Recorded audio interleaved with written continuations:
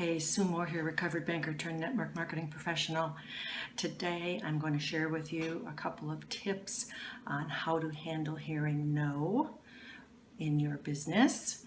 I got these tips from a friend of mine, Debbie Marazic, who is a sales speaker, coach, consultant. Has been in business for many, many years, knows her stuff. And I thought these 6 little tips were interesting and important, so I wanted to pass them along to you. Here we go. The first one is wait. And of course, waiting for an answer is not probably what most professionals like to hear.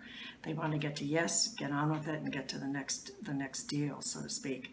But actually waiting, thinking about the conversation can potentially turn into a yes once your prospect or your client has had an opportunity to marinate on the particulars, think about it, maybe run it by somebody else in their organization, and then come back and say yes. So when they say they need to think about it, it's not necessarily a no. And my suggestion to you is when they say they want to think about it, absolutely ask, great, when would be the best time for me to get back with you? And try to get a date and a time so that the next step has already been placed in motion. The second little tidbit is persevere, because anytime we are faced with rejection, it can be devastating to your confidence. And I don't know why we become also all self-absorbed at the time and so forth. And the reality is it probably has absolutely nothing to do with you.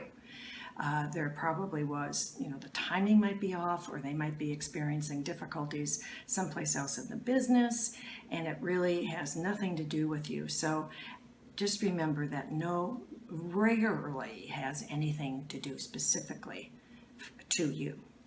Third is creating a great connection with your clients is a great way to cultivate a business relationship. In other words, build rapport, whether or not you do business immediately or it is sometime in the future. But when you've got that relationship, it makes it so much easier, whether it's at the beginning of the relationship or sometime later on, to have a positive conversation that ultimately ends in you being able to do some business with them. So that's important too.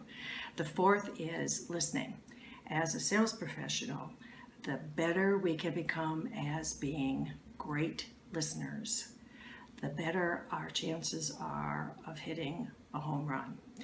And because people like to talk about themselves or their particular business or what's going on in their life, so become a great listener. Now, in order to become a great listener, you have to become a great question asker.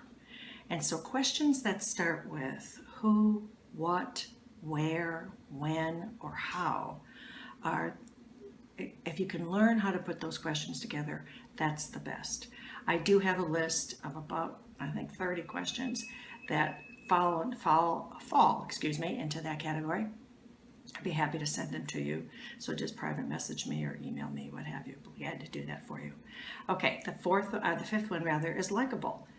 I mean, when I first read that, I thought, well, of course you've got to be likable, but some people aren't. And so if people don't, are for some reason aren't connecting with you, there's going to be a problem, because we all know that people do business with people that they know, they like, and they trust. Even if the initial response is no, it's filed away someplace in their brain.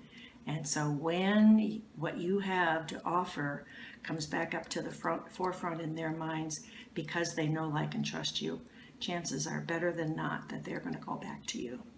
And then lastly is knowledge. It's always interesting when I go out and I'm dealing with someone who's brand new in their job. I can remember those feelings, and I'm sure some of you can remember those too. So the faster you can become knowledgeable about your company, your products, your services, the better off you are. In other words, become the subject matter expert in whatever it is that you are responsible for.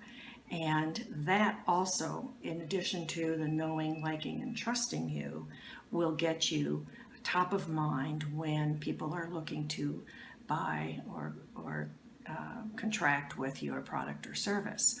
So all of that to say, when you get a no, remember it's not about you.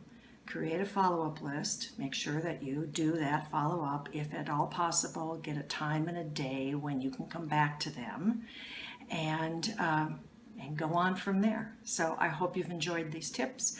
I'll see you next time. Have a great rest of the day. Bye-bye.